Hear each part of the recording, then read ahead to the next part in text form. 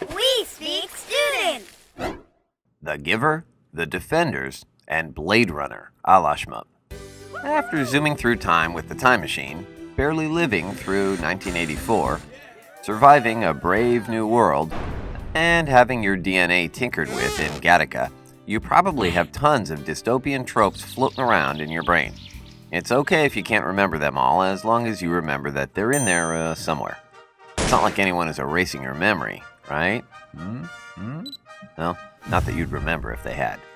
In The Giver, we see a world where selective memory runs rampant. And it's not the people selecting their own memories either. Right? The elders control everything in this world, from the events people remember to the colors they see. When our hero Jonas is selected by the elders to receive all the memories of his community, which have been suppressed, the kid figures out that his black and white world could be a whole lot more colorful. Of course, as many dystopian heroes before Jonas have learned, the knowledge that your seemingly perfect society is seriously flawed isn't necessarily a recipe for instant happiness. Having no memories, most people in The Giver are perfectly fine with their situation. They have jobs, they have families. Sure, these things have been assigned to them, but at least they have them. And at least they have clean air to breathe. That's more than we can say for humanity in Philip K. Dick's short story, The Defenders. In this tale, humanity has been driven underground after a nuclear holocaust, and the war above is waged remotely by robots. Because, being driven underground wasn't proof enough that the nuclear holocaust thing was a bad idea.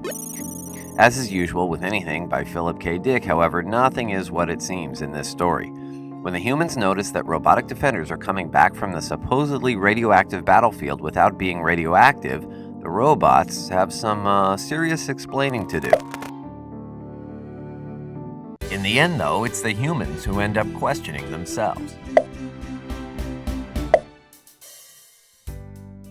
Humankind has it a bit better in Blade Runner, the movie based on Dick's novel Do Androids Dream of Electric Sheep? Shut up, I'm recharging my batteries. Of course, it's a little hard to tell who's human and who's not in the world of Blade Runner, since it's populated with replicants, robots who look exactly like people. No worries, though. Any troublesome replicant is taken care of by your friendly neighborhood Blade Runner. With robots in the mix, dystopian tropes suddenly get a lot more complicated. When a group of particularly troublesome replicants take over in a futuristic LA, the powers that be bring expert Blade Runner, Rick Deckard, aka Harrison Ford, out of retirement. Of course, Blade Runner wouldn't be a dystopian classic if it were just a robots are bad, humans are good kind of story. It's a movie that really makes us think about the possible gray areas that humanity might have to face as robots steadily become more like us. When robots look and act human, what does it even mean to be human? Would some people not even know if they were robots or not?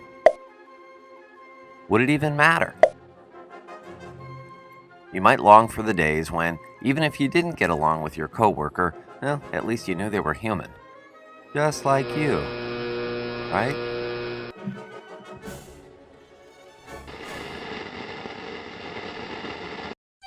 Subscribe to check out more equally fantabulous videos. You should see the subscribe button just below this one. If you're having trouble locating it, we recommend you watch our video, How to Find the Subscribe Button.